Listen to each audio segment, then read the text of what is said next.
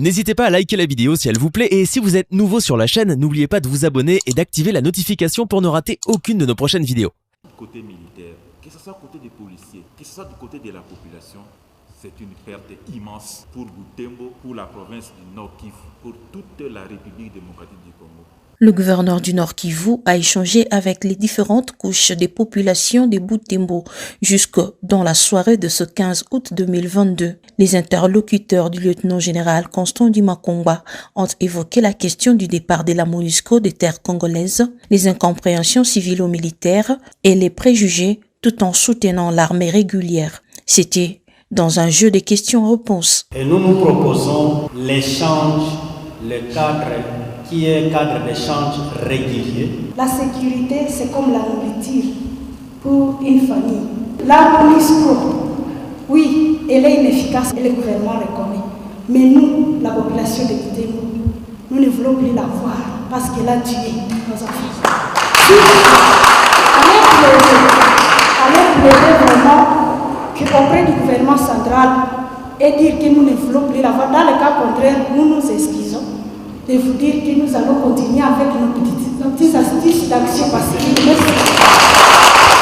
De son côté, le gouverneur de la province du Nord Kivu, entouré par le membre de son gouvernement et ceux du comité provincial de sécurité, a invité ses interlocuteurs au patriotisme et a encouragé leurs enfants à s'engager pour servir sous les drapeaux.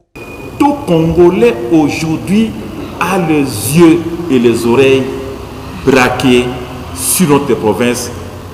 Nous voulons manifester pour nous faire entendre plus sur ce que la population demande, mais que cela soit pacifique.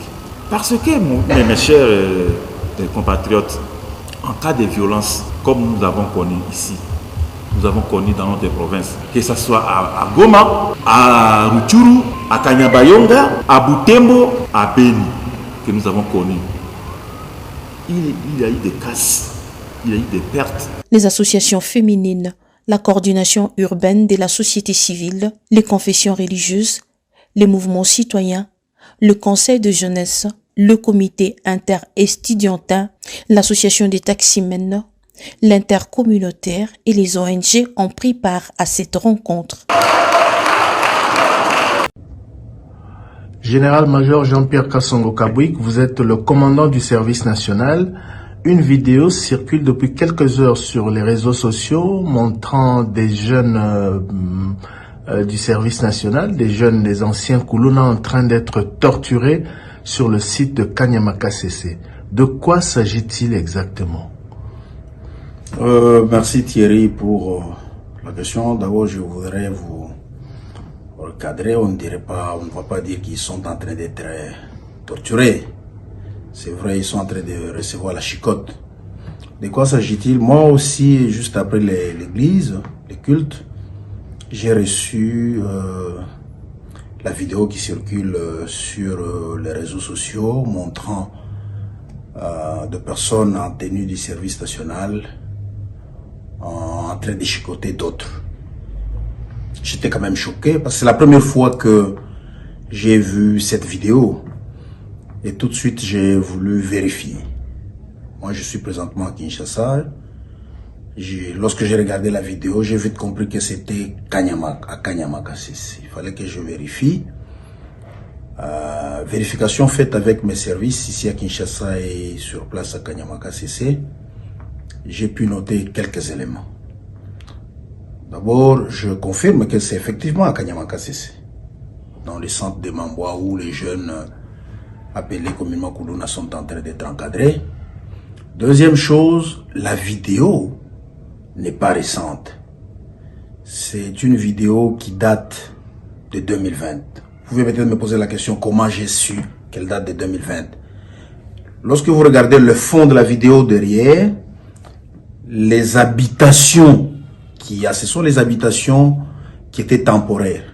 Lorsqu'on les avait reçues au mois de novembre de 2020. Ils avaient passé une nuit là-bas et depuis lors, ces habitations n'existent plus, ils sont dans des matériaux durables. C'est comme ça que je vous dis que ces habitations ayant été détruites en décembre 2020, c'est durant cette période que la vidéo a été tournée.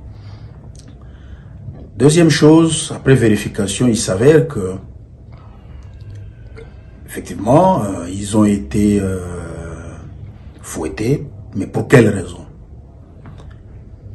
C'est parce qu'ils sont allés voler dans les champs des paysans, dans les champs qui avoisinent les centres de formation, et précisément dans les champs de l'ancien gouverneur de la province du Olomami, M. Massango. C'est lui qui s'était plaint au niveau du centre pour dire que non, voilà, vos bâtisseurs ont volé du manioc, ont volé du maïs. Et les commandants de l'unité, parce que c'était la toute première fois qui était parti, le commandant de l'unité... En 2020. En 2020. En novembre 2020. Le commandant de l'unité a estimé qu'il fallait les sanctionner. Au fait, l'armée a ses principes. Ces jeunes gens, comme vous le savez tous, ce n'étaient pas des garçons de cœur. Ces jeunes sont partis de Kinshasa. Pourquoi? Parce que les gens n'étaient pas contents d'eux. Parce que les gens ont réclamé qu'il fallait le recadrer, qu'il fallait les encadrer. Ces gens ont été source de beaucoup de problèmes dans la ville de Kinshasa en termes de violation des droits des gens, de sécurité. Ils ont été amenés à Kanyamaka CC pour une réinsertion. N'étant pas des garçons de cœur, ils sont arrivés, ils ont voulu rééditer les mêmes exploits qu'ils faisaient ici. Et pourtant, à leur arrivée, un code de bonne conduite leur avait été communiqué. C'est ce que nous appelons les serments du bâtisseur. On leur a dit le principe, il ne faut pas ça, il ne faut pas ça, il ne faut pas ça, il ne faut pas ça. Lorsqu'ils sont accueillis, ils sont briefés. Et malheureusement, ils ont été surpris en train de voler. Que pouvait faire le pauvre commandant de l'unité? Parce qu'il avait, selon les rapports qui m'ont été donnés, il avait peur que si il n'arrive pas à mettre fin à cette situation, cela pouvait se généraliser. Thierry, tu sais très bien que au début de cette opération, les voix se sont levées pour essayer de décourager cette opération. Vous avez vu des personnalités de tous bords faire des déclarations. Non, on a enlevé nos enfants. Non, on ne veut pas que les enfants aillent dans cette formation. Et particulièrement ici, je voudrais citer les notables de la communauté katangaise, qui avaient fait même une déclaration pour dire qu'ils n'étaient pas d'accord que ces enfants soient transférés à Kanyamaka CC pour une formation parce qu'ils estimaient que ces jeunes allaient être une source d'insécurité, non pas seulement pour les territoires de Kanyama ou à Kanyamaka CC, mais ils allaient proliférer cette insécurité sur l'ensemble de la province du Katanga. Ils ont fait une déclaration politique qu'ils ne voulaient pas. Parce qu'ils estimaient aussi que ces jeunes, comme ils étaient connus ici, tout le monde les savait, qu'ils allaient peut-être violer les gens, qu'ils allaient voler et tout. Mais dans ces circonstances, il y avait déjà des gens d'une part qui émettaient des doutes, des réserves, et d'autre part, vous le retrouvez en train de faire ce que les autres redoutaient. Qu'est-ce qui pouvait être fait? En tant qu'un commandement responsable, il fallait le recadrer. Je comprends que de la manière dont ça a été fait, plusieurs se posent la question pourquoi. Mais ils sont dans un centre de formation paramilitaire. Il y a des niveaux de sanctions. Est-ce que ces jeunes, il fallait, de leur premier forfait, qu'ils soient mis devant la justice militaire? Non. Parce qu'ils n'étaient pas encore enseignés au règlement militaire. Et le commandant a estimé, je ne suis pas son avocat, c'est le rapport que j'ai eu, il a estimé qu'il fallait d'abord commencer par ce que nous appelons dans l'armée une punition de corps. Les punitions de corps sont de plusieurs ordres. Étant des recrues, étant des débutants, il fallait les fouetter. Et il l'a fait de manière pédagogique, pas avec une mauvaise intention. Parce qu'il ne faut pas qu'on prenne ça dans le sens d'un traitement inhumain. Non, il l'a fait de manière pédagogique. Devant une parade, c'est-à-dire devant l'ensemble de tous les bâtisseurs. Et les messieurs, les gens qui ont diffusé cette vidéo sont de mauvaise foi parce qu'ils n'ont pas diffusé la vidéo dans son entièreté. Les commandants bataillons avaient d'abord commencé par rappeler les ordres qui avaient été donnés, le moral qui avait été donné, les consignes qui avaient été données, de ne pas voler, de ne pas violer, de ne pas fuir, de ne pas tout ça. il a rappelé à l'ensemble des bâtisseurs qui étaient présents. Et il a maintenant fini par dire, ceux-ci, nos amis ici, ils ont violé les consignes. Et on va les sanctionner devant. Il les a sanctionnés devant l'ensemble des bâtisseurs pour dissuader les autres. Imaginez. Parce que le premier bataillon qui était parti, ils étaient à 650. Imaginez que tous les 650 s'étaient comportés de la même manière. Qu'est-ce que les gens n'allaient pas dire? Qu'on a, le gouvernement, les autorités ont transféré les sécurités de Kinshasa vers le Haut-Lomami, vers le Katanga. Et là, ils allaient être plus sévères. Ils allaient même dire qu'on l'a fait sciemment. On savait que ces jeunes sont dangereux. On les a transférés là-bas pour créer de l'insécurité volontairement. C'est ce qu'ils allaient dire. Mais lorsque vous êtes responsable, un responsable militaire, vous avez des jeunes gens que vous êtes en train d'encadrer. Vous avez les niveaux des sanctions, les niveaux des punitions que vous faites. Vous allez regarder sur la vidéo là, c'est 15 fouets, 12 fouets. Est-ce que 15, 20 vidéos, on l'a fait pour les tuer? Non, c'est pour le redresser. Que sont devenus ces jeunes aujourd'hui? Avant d'abord que j'arrive à cela, il faudrait que les gens comprennent que lorsque les enfants sont dans une formation militaire ou policière ou paramilitaire, parfois la chicote ici chez nous dans nos centres, ce n'est pas forcément après avoir fait une faute que vous allez être fauté. Parfois on assimile ça à une formation d'endurance. Moi qui vous parle aujourd'hui, je suis général-major. J'ai des images, j'ai des photos, de mes photos à moi. Dans mon centre de formation, où j'étais fouetté avec une chemise déchirée à un pantalon. Ça fait partie de la formation. C'est en quelque sorte comme ce qu'on appelle dans les milieux universitaires bleusailles. Et pourquoi les gens vont vouloir amplifier ça, dramatiser? Je sais que ceux qui ont diffusé cette vidéo, c'est avec des intentions politiques. Parce qu'on commence à nous dire, on lit ça, avec l'évacuation des jeunes qui a été faite du Lualaba vers ici. Ils disent, voilà les jeunes du Lualaba qui sont allés à Kanyamaka CC. Voilà comment ils sont maltraités. Pour qu'il y ait un mouvement, je ne sais pas moi quoi, pour tirer des dividendes politiques. Nous sommes des militaires, nous disons non à ça.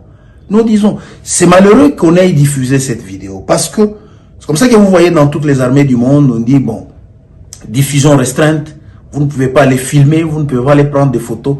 C'est pour que ça ne choque pas, ça ne traumatise pas la population. Dans le centre d'encadrement, dans les centres de formation, de par le monde, à travers le monde, dans tous les centres de formation à travers le monde. Ce qui se passe là-bas pour que vous voyez un militaire bien formé, vous êtes fiers de lui. Nous avons des commandos, nous avons des militaires. Est-ce que les gens savent ce qui se passe là-bas pour leur endurance, et mentale et physique? C'est dur, on ne veut pas diffuser ça pour ne pas effrayer les gens, pour ne pas traumatiser les enfants ou les femmes. Mais c'est dur, ce n'est pas un hôtel à 5 étoiles.